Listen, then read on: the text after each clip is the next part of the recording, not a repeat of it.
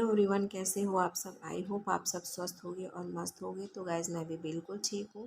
तो अगर आप मेरे चैनल पर पहली बार आ रहे हैं तो प्लीज़ चैनल को सब्सक्राइब कर दीजिएगा और एक हाउसवाइफ को भी आगे बढ़ने का मौका दीजिएगा। तो दोस्तों, आज का ब्लॉग बिल्कुल स्किप मत करिएगा क्योंकि आज के ब्लॉग में मैं अपना नाइट रूटीन शेयर करने वाली। तो दोस्तों, खाना खा के सबका हो गया है और रात के बज रहे हैं 9। तो अधिकतर हम लोग 9 बजे तक खाना खा लेते हैं। तो बच्चे खाना खा के पढ़ने चले गए हैं और हस्बैंड देख रहे हैं टीवी। तो अभी वो आधा घंटा टीवी देखेंगे, उसके बाद फिर 9:30 बजे तक सोने के लिए चले जाएंगे। तो ये मेरा कुछ रूटीन है नाइट का कि जिसको मैं करके ही सोने के लिए जाती हूँ। तो गाइज़, मैं अपना किचन साफ़ करके और बर्तन धुल के तब सोने के लिए जाती हूँ, क्योंकि अगर सुबह उठो और बर्तन जूठे पड़े रहते हैं और किचन बिल्कुल गंदा रहता है तो सुबह उठते ही मूड एकदम से ऑफ हो जाता है। और सुबह-सुबह इतनी भागम-भाग रहती है कि फिर बर्तन धुलने में और किचन साफ़ करने में, बच्चों के लिए टिफ़िन बनाने में फिर देर हो जाता है। तो ये कुछ काम है जिसको मैं रात में ही करके सोती हूँ। तो सुबह मॉर्निंग में एकदम अच्छा फ़ील होता। तो दोस्तों, चकला बेलन को मैंने अलग रखा हुआ है, जूठे बर्तन के साथ नहीं रखा है।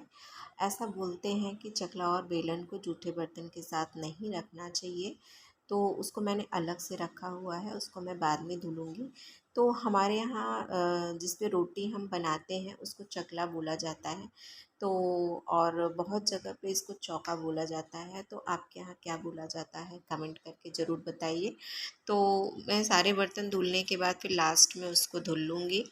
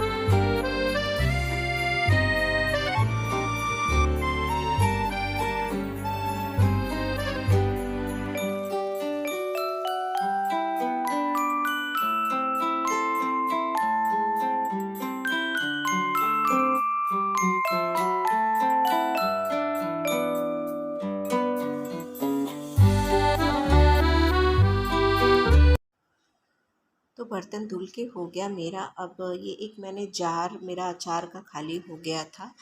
तो जो भी डिब्बे मेरे खाली होते हैं तो उसको मैं धुल के ही फिर उसमें दोबारा सामान भरती हूँ।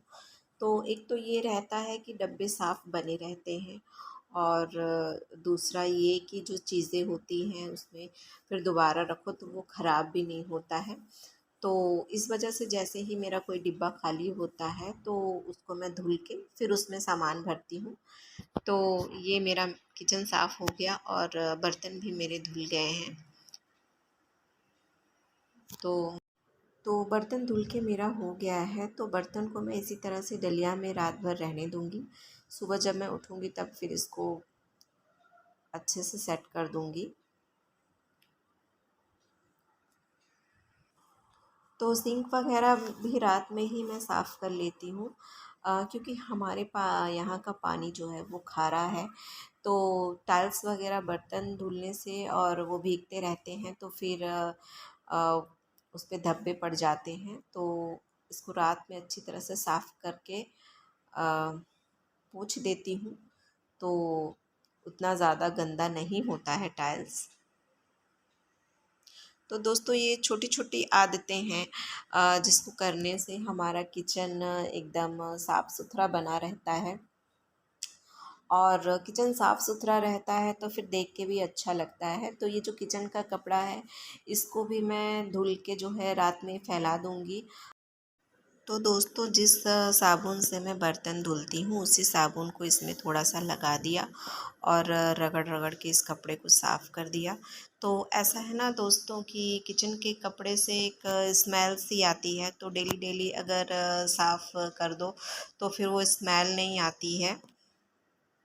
और कभी-कभी इस कपड़े को जैसे गर्म पानी में भी 1 दिन में या 2 दिन में डाल के निरमा डाल के भिगो के साफ़ कर दो, तो साफ़ बना रहता है, स्मेल नहीं आती है। तो देखिए छोटी-छोटी आदतों से ही आपका किचन एकदम क्लीन बना रहेगा। तो दोस्तों जितना ही आपका किचन साफ़-सुथरा रहेगा, उतना ही आपका स्वास्थ्य भी अच्छा रहेगा,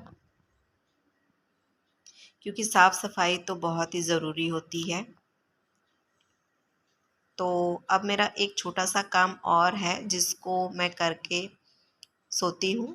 तो दोस्तों ये छोटी-छोटी आदतें हैं जिसको करने से जो है माइंड हमारा एकदम फ्रेश रहता है और सुबह एकदम खिली-खिली होती है। तो देखिए किचन मेरा एकदम से क्लीन हो गया है।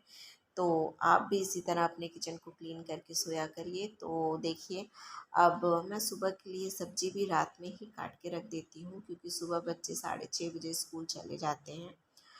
तो इस वजह से सुबह बहुत जल्दी-जल्दी रहती है, तो रात में ही मैं सब्ज़ी काट के रख लेती हूँ। तो दोस्तों आज का ब्लॉग बस इतना ही। तो ब्लॉग अगर आपको अच्छा लगा हो तो प्लीज़ चैनल को सब्सक्राइब कर दीजिएगा और मेरे चैनल को ढेर सारा प्यार दीजिए दोस्तों। तो मिलते हैं अगले ब्लॉग में। तब तक आप अपना ख्याल रखिए, स्वस्थ रहिए, मस्त रहिए और मेरे ब्लॉग्स देखते रहिए। तो मिलते हैं अगले ब्लॉग में। तब तक के लिए जय श्री कृष्णा।